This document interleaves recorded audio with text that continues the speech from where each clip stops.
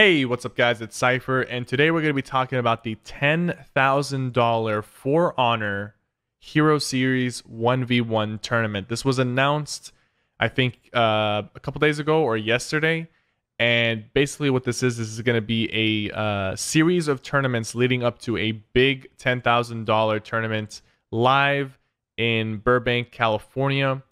Basically, this is probably going to be the similar to the season 2 premiere that I attended a couple months back, but this one will probably be aiming for the season 3 stuff. I just made this video because I want to talk about the tournament, talk about my involvement, and also talk about some issues that I want to bring up prior to the big date, which is going to be August 12th. That's when the qualifiers are going to be all over, and the main tournament for the $10,000 will be played on August 12th.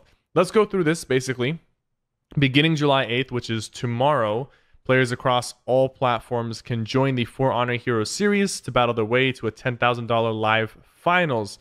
Anybody can sign up as long as you have For Honor. There's some restrictions to countries depending on where you live. You can check those restrictions and rules. I'll make sure I link this in the description. The top 16 players will be selected based on overall tournament standings to qualify for the live finals on August 12th. So the qualifiers are July 8th, 15th, 22nd, and 29th, and the main event is on the 12th. Basically, the qualifiers are going to be tournaments prior to the main event, and depending on how well you do, you'll gather points, and then the top players will be selected based off of the amount of points you've gained during those tournaments. Ranked mode For Honor competitive play will continue following the Hero Series. When ranked mode releases in a future update, ranked mode will initially offer on-demand tournaments for Duel. In future updates, the ranking system will expand to Brawl as well as 4v4 game modes. So this is, in my opinion, kind of disheartening because I was looking forward to ranked coming in for not just 1v1 but also 2v2 and 4v4. And basically, this confirms that we're only getting 1v1 ranked, and we're not going to get Brawl or 4v4 yet. They're still working on that. So, one criticism a lot of people have about For Honor is the game is moving too slow, and this kind of highlights a specific point that we're not going to get ranked on all the game modes. We're only getting it on the 1v1, and that's something that I think is going to cause more people to maybe get impatient and move on, because there's a big group of people who don't even play duels. I personally have been moving away from duels and preferring the team-based modes, but I still enjoy duels from time to time. It just depends on who I'm going against and what type of fight I'm having, whether it's a Turtle Fest or an actual high-intensity duel. But there's a lot of people who just don't do duels, and now they have to wait even more before they get a ranked mode that they can participate in. That's just one thing I want to point out. There's also a caster competition, and they have, the links as to where you can watch this event. We've already registered. I've registered for the PC NA. I also registered for the Xbox NA for a couple reasons, but I just want to, try my luck there if I can fit it into my schedule. Let's look at the rule sets really quickly. We're going to skip some of this extra stuff, but let's get into the structure of the tournament. So, first place from PS4 qualifiers, first place from Xbox qualifiers, and 4 PC players. This is for NA. So, 1 PS4 NA, 1 Xbox NA, and 4 PC NA. One thing to keep in mind is that the Xbox and PS4 population is 5 to 10 times more as far as tournament entries compared to PC. So it's kind of interesting to see that PC, they're getting 4 players from NA, 4 players from EU, while Xbox and PS4 are getting 1 each. The population would make you think that it would be the other way around, but, it is what it is. Consoles are always getting the short end of the stick, and it's kind of just how things go. Brazil, Latin America, 1 first place from PC, and then wild cards, 1 PC player from either Brazil or NA, and then 2 EU players. I think these will be people that maybe didn't qualify, but the tournament organizers still want them to show up at the tournament. So this is how the point system works. First place gets 100, second 75, third 50, fourth 35, so on and so forth. And at the end of all the qualifiers, you add up all your points, and that's how you decide who's going to the event in LA. Here's another interesting thing regarding the prize pool at the event. So Xbox and PS4 have their own separate tournament at the event. Basically, first place from Xbox NA is going to go against first place from Xbox EU, and they're fighting for $2,000 for first place, $750 for second place. Same thing for PS4. Now, PC is going to have 12 players total, but they still share the same first place prize pool of $2,000, second $750, third $500, fourth $500, fifth, and so on. So they're splitting the basically anybody who makes it to this event, to the LAN event, is going to be walking away with some money. If you're on console and you make it, you're either getting $750 or $2,000, but there's only 2 of you, so it's harder to make it.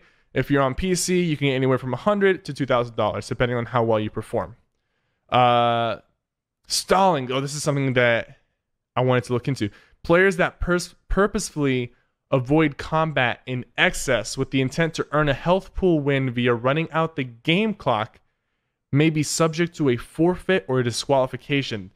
This is really important because currently there's no in-game mechanics to prevent people from stalling a fight.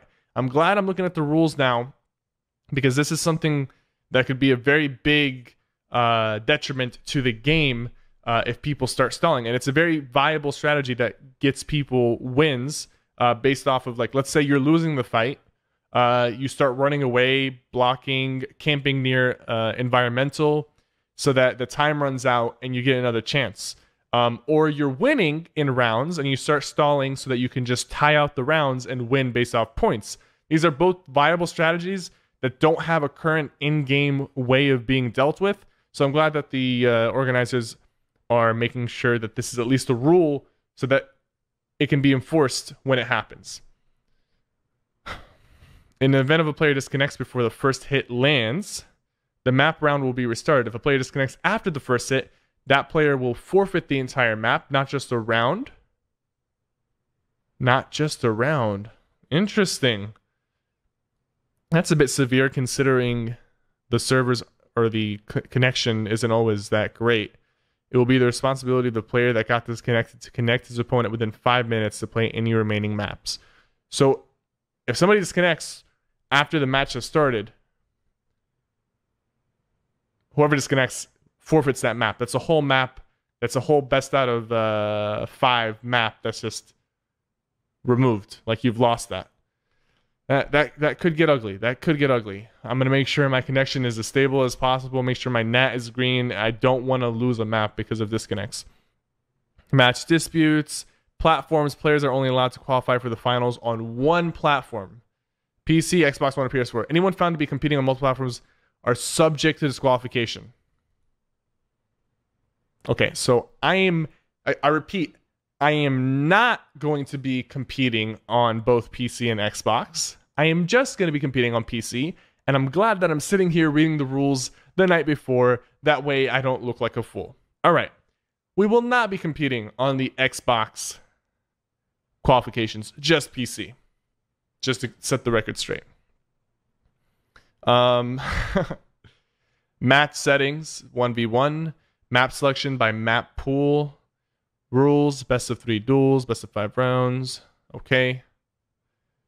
All right.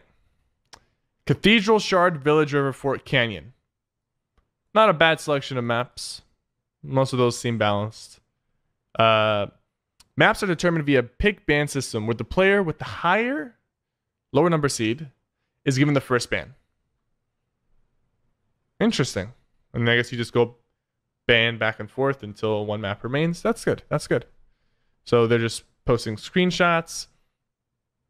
Okay.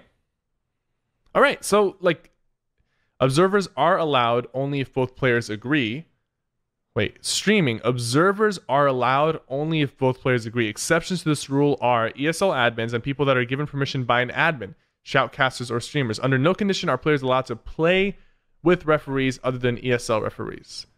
Players are encouraged to stream their own matches. Please keep in mind that streaming without a delay may allow your opponent to gain an advantage. Watching a live stream of your opponent is bad sportsmanship. but it is not cheating. So disputes of this nature will be disregarded. I assume that means just like figuring out what your opponent is going to pick. But if you flip a coin, you're either going to get Warlord or Peacekeeper. And sometimes the coin will land like this, and you'll get a Warden or a Raider. But yeah. All right, so Ubisoft has provided prizes and the use of their name and trademarks, but it is not involved in the execution or administration of the sweepstakes. Okay, so the rest of it is just points, deductions, things like that. Okay, so here's the thing. Here's how I feel about this tournament. They're doing a 1v1 tournament, correct? They're doing a 1v1 tournament, and 1v1 isn't the most exciting thing right now in For Honor. The meta is very stale. It is very defensive. The turtle meta, as people call it. The viable characters are very limited. You have Warlord and Peacekeeper dominating, and you have some other ones that, you know, fall underneath. But for the most part, it's Warlord and Peacekeeper that are dominating, Warlord in particular. So you have all these issues, and you're putting $10,000 on a 1v1 tournament. I know this is fun. Like, it's going to be fun. Like regardless of what state the game is going to be. I enjoy the competition. There's money on the line. Getting a free trip to LA, that's fun. There's nothing like... I'm not complaining about that. But I feel like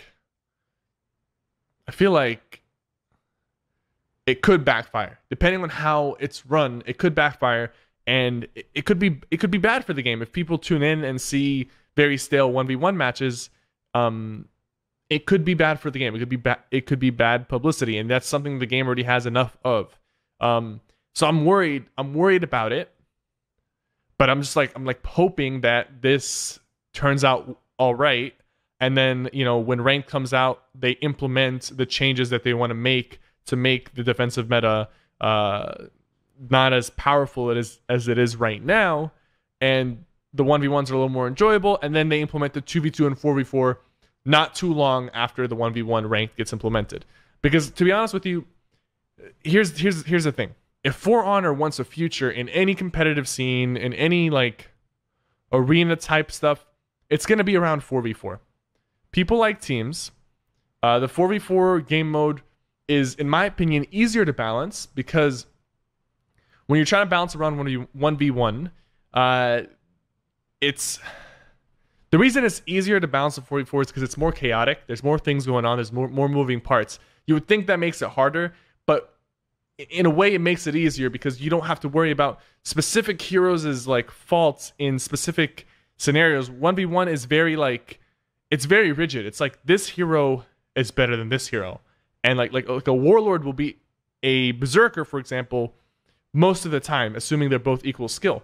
But when you put a 4v4 matchup, there's 4 different heroes on each team.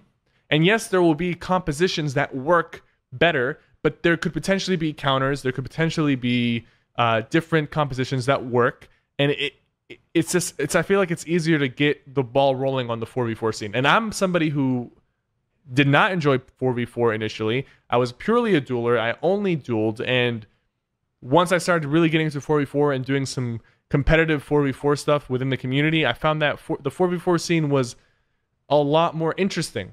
I know people don't really think that, and like the common folks think that 4v4 is just a noob fest and ganking and all that stuff, but that's not really the case. Once you get organized and you're not solo queuing with some randoms and matchmaking, once you get organized teams, the 4v4 scene is actually very interesting. And the season 2 premiere, they did a 4v4 best of 7 series that went through the full 7 games, and people loved it. So I know there's more stability issues with 4v4 concerning connections and stuff like that, but I hope that once this is over, they shift their focus hard on 2v2s and 4v4s, because I feel like that's where the future of the game is, if it still has a future. I don't know. We'll see. So I just wanted to give my opinion on this tournament. I will be competing on the PC, only on PC. Don't disqualify me, please. I mean, I was thinking about doing like PC and Xbox, and it's like running away with $4,000. That would have been pretty cool, but apparently they don't want that. So no, we're not. We're only going to enter on PC. Thank you guys for tuning into this. leave a like, leave a comment. I'd love to have a discussion with you guys in the comment section below. If you're enjoying the daily uploads of For Honor, Overwatch, PUBG's, Elder Scrolls Online, Black Desert, I do appreciate that. And if you're enjoying it, drop a like and show your appreciation. Besides that, I will be live streaming this tournament tomorrow. Hopefully we can win it. The qualification, the first qualification tournament tomorrow, and every other qualification I'll be entering and live streaming as well. So thank you guys for tuning in. My name is Cypher, and I'll catch you guys later.